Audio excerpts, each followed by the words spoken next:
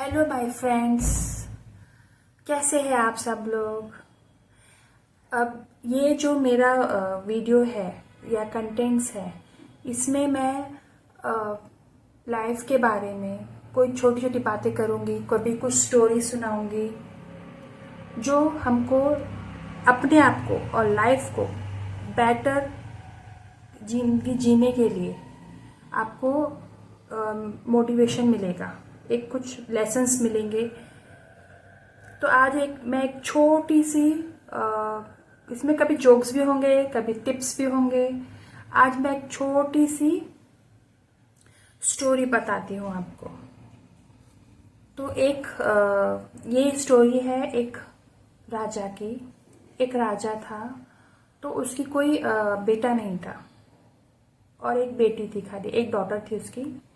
तो वो बहुत अच्छे से अपनी प्रजा को बहुत ध्यान रखता था, उनका सब चीज़ों का ख्याल रखता था।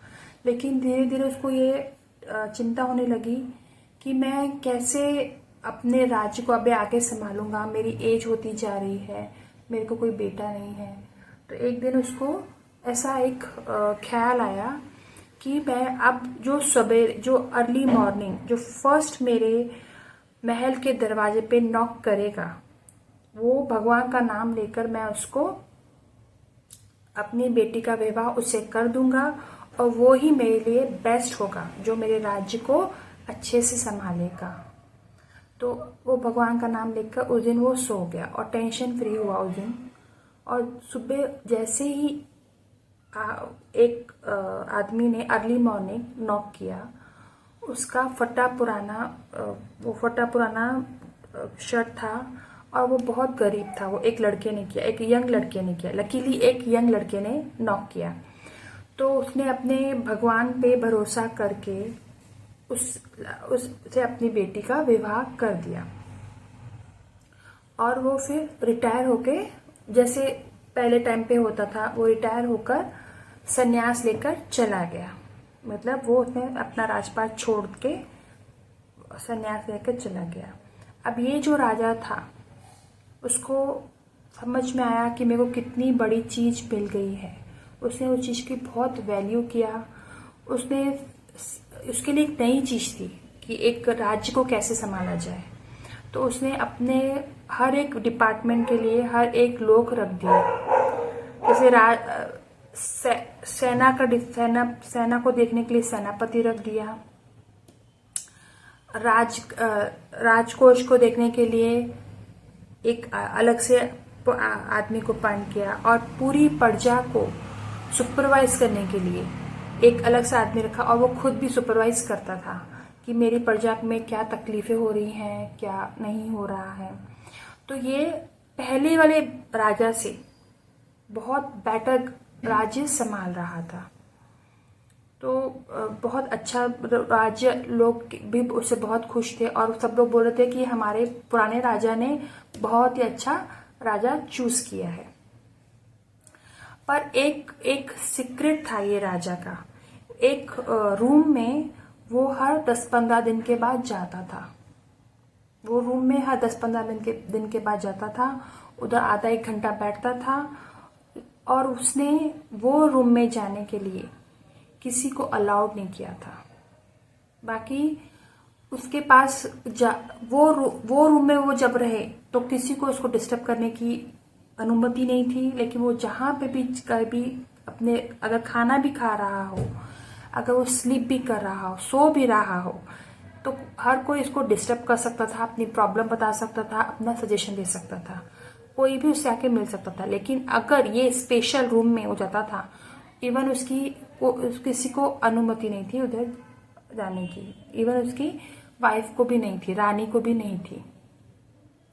तो ये सिलसिला बहुत सालों तक चला। लेकिन लोगों में क्यूरियोसिटी होने लगी कि ये ऐसा सीक्रेट रूम में क्या है जो राजा हर 10-15 दिन में आधा एक घंटे के लिए जाता है। तो ये बात हो गई। फिर सब लोग एक बार राज पंडित ने पूछा, तो राजा ने उसको डांट के चुप करा दिया कि आपको मैंने बोला है ना, इस बारे में, वो सीक्रेट रूम के बारे में आपको बात नहीं करनी है। फिर कुछ टाइम के बाद कुछ लोगों ने रानी को बोला कि अभी आप ही इस चीज़ का हल निकालो। बहुत सालों से हम लोग को जानना है कि वो सीक्रेट क्या है वो रूम में। तो रानी ने अब जिद पकड़ ली कि मुझे बताओ वो रूम में क्या है।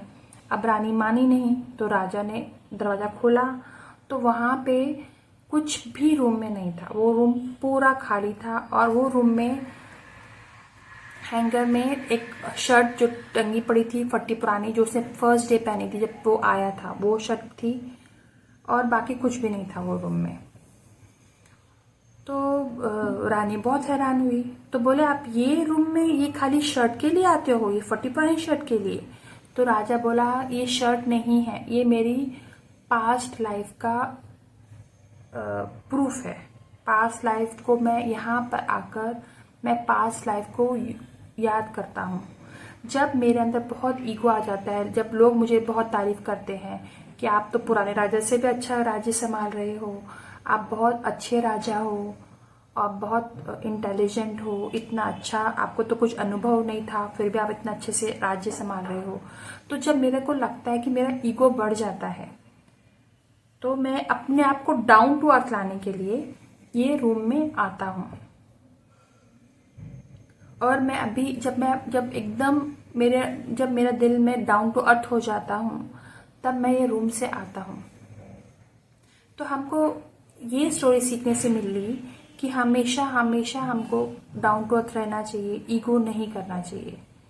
डाउन टू अर्थ रहने से एक तो ये बात होती है कि हम जल्दी लोगों से कनेक्ट हो पाते हैं, हम लोगों की इमोशंस को, फीलिंग को समझ पाते हैं, उनके हर एक पेन को समझ पाते हैं जब हम डाउन टू अर्थ होते हैं। अगर ईगो होते हैं तो हम दिमाग से सोचते हैं, और दिमाग में सोचते हैं तो हम बुद्धि भी लगाते हैं कि सामने वाला क्या है, उसमें क्या माइनस है, उसमें क्या प्लस है, तो हम उससे कनेक्ट नहीं हो पाते हैं। और डाउन टू अर्थ रहने में हम अपने ईश्वर से, जिसमें भी हम मानते हैं, उससे हम जुड़े रहते हैं।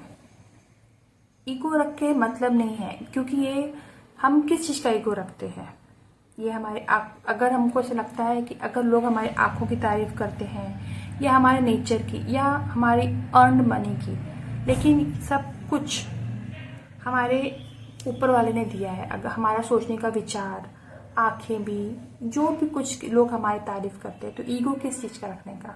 या हमारा नेचर या हमारी ड्रेसिंग सेंस, कुछ भी, इवन छोटी चीज़ भी जिसके लिए लोग हमारे को तारीफ करते हैं, ईगो किसके लिए? हमने कुछ अपना बनाया नहीं है, ईगो किसके लिए?